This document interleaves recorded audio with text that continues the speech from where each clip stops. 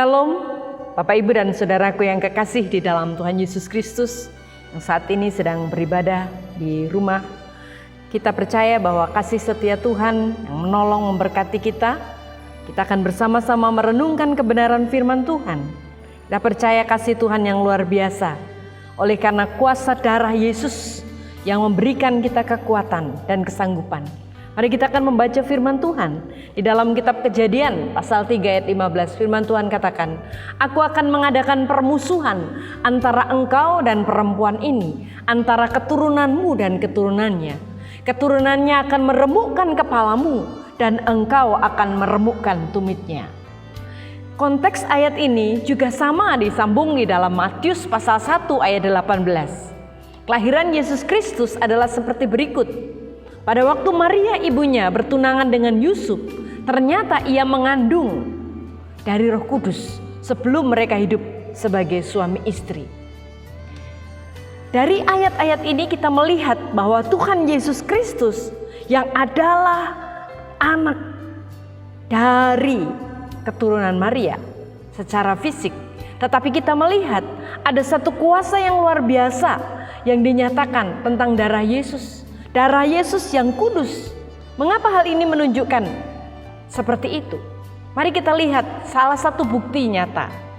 Dalam 3 buku medis, yaitu Textbook of Psychology karya Howell dan juga Patrick of Obstetrics karya William, serta satu buku yang ditulis oleh Louis, yaitu buku Nurse Handbook, menyebutkan bahwa dunia kedokteran menyingkap tentang kesempurnaan Tuhan Sang Pencipta yang mencipta dengan begitu unik dan ajaib. Secara normal tidak ada hubungan antara darah janin dengan darah ibunya. Dan menurut teori kedokteran diketahui bahwa darah yang mengalir di dalam arteri seorang bayi yang masih ada di dalam kandungan tidak berasal dari darah si ibu, tetapi dihasilkan dari tubuh fetus. Namun hal ini terjadi setelah sel sperma membawa sel telur dan fetus atau embrio mulai terbentuk, lalu muncullah darah. Ibu menyediakan bagi fetus atau bagi janin yang belum dilahirkan adalah zat-zat makanan untuk pertumbuhan tubuh fetus di dalam rahimnya. Tetapi darah yang di dalam tubuh fetus itu dihasilkan oleh embrio itu sendiri. Janin menerima zat-zat makanan dan oksigen dari darah ibunya melalui medium plasenta. Itu ungkapan buku tersebut. Jantung janin memompa darah melalui arteri tali pusat ke pembuluh plasenta yang keluar dan masuk dari jaringan kandungan dan berhenti dekat sekali dengan pembuluh kandungan.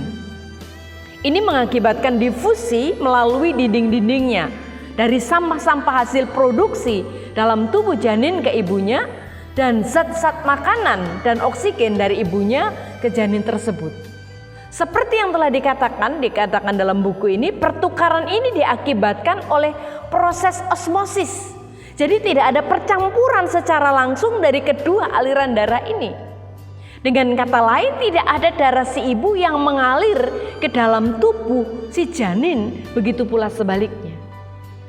Bapak, Ibu dan Saudaraku yang kekasih di dalam Tuhan, melihat hal ini kita bisa melihat bahwa dari masa pembuahan sampai lahirnya bayi, tidak setetes darah pun dilahirkan dari si ibu kepada bayinya. Jadi sejak semula dalam Kejadian 3 ayat 15 dikatakan bahwa benih perempuan itu akan meremukkan kepala setan. Wanita tidak memiliki benih, tetapi kenapa ayat ini berkata demikian? Yang memiliki benih adalah laki-laki. Laki-laki lah yang memiliki benih. Mereka tidak pernah mengerti apa maksud dari nats ini sampai kisah ini digenapi di dalam kelahiran Tuhan Yesus Kristus. Benih perempuan itu adalah Kristus, yaitu Allah yang berinkarnasi. Dialah yang akan meremukkan kepala setan. Itulah apa yang diartikan benih perempuan, dan kita tidak mengetahuinya sampai ribuan tahun kemudian, yaitu ketika janji itu digenapi. Bapak, Ibu dan Saudaraku yang kekasih di dalam Tuhan, dunia medis sedang mengungkapkan tentang sesuatu yang natural, namun sanggup menjelaskan bagaimana penjagaan kemanusiaan Yesus yang begitu unik dari manusia yang lain. Yesus sungguh-sungguh manusia karena dilahirkan oleh Maria dalam Matius pasal 1 ayat 23. Dan Yesus layak disebut sebagai keturunan Daud di dalam Matius 1 ayat 17. Karena secara silsilah baik Maria maupun Yusuf, ini dalam istilah Tapanuli atau orang-orang Tapanuli menyebutnya sebagai pariban. Jadi orang tuanya adalah keturunan Daud. Jadi mereka boleh menikah oleh karena hubungan keluarga. Namun sekalipun manusia Yesus dilahirkan dan mendapat asupan makanan dari ibunya Maria saat dalam kandungan, tetapi mekanisme alamiah yang Allah ciptakan membuat kemanusiaan Yesus unik dan sempurna, sehingga disebut sebagai domba tak bercacat, tanpa dosa warisan, tanpa dosa keturunan. Dan darah Yesus benar-benar bisa kita sebut darah Allah yang dibuat oleh natur embrio manusia Yesus. Di dalam kitab Ibrani pasal 9 ayat 14, firman Tuhan katakan begini. Betapa lebihnya darah Kristus yang oleh roh yang kekal telah mempersembahkan dirinya sendiri kepada Allah sebagai persembahan yang tak bercacat, akan menyucikan hati nurani kita dari perbuatan-perbuatan yang sia-sia, supaya kita dapat beribadah kepada Allah yang hidup.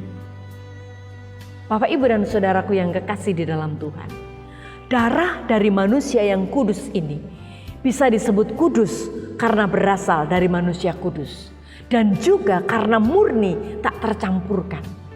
Inilah darah anak domba yang dijanjikan, darah yang berkuasa sehingga dosa sehitam apapun menjadi putih. Injil dalam surat 1 Yohanes 1 ayat 7. Dan iblis sekuat apapun akan lari. Wahyu 12 ayat 11a. Hari ini, mari kita aminkan firman Tuhan. Yakini bahwa kuasa darahnya itu, hari ini, yakini.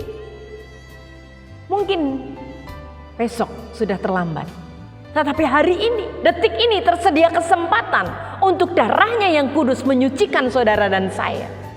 Jangan biarkan kehidupan kita menjadi kotor tanpa segera bertobat. Dosa sehitam apapun, mari datang kepadanya. Roh Kudus, firman-Nya yang sudah selesai disampaikan, namun biarlah Engkau menghidupkannya dalam perjalanan kehidupan kami ke depan. Kuasa iblis sekuat apapun engkau dan sekecil apapun engkau, kami hadapkan dengan darah Yesus yang Maha Kudus. Kuasa darah Yesus yang luar biasa sanggup menolong kita. Bapak, Ibu, dan saudaraku yang kekasih di dalam Tuhan, dalam minggu-minggu menjelang Paskah, kita percaya bahwa kuasa darah Yesus sanggup menolong saudara dan saya. Ketika saudara dan saya menghadapi tantangan, ketika saudara dan saya menghadapi pergumulan, yakinlah darah Yesus yang kudus itu, yang tanpa dosa, Dia sudah menyucikan saudara dan saya. Kematiannya di atas kayu salib membawa kita ke dalam keselamatan kekal.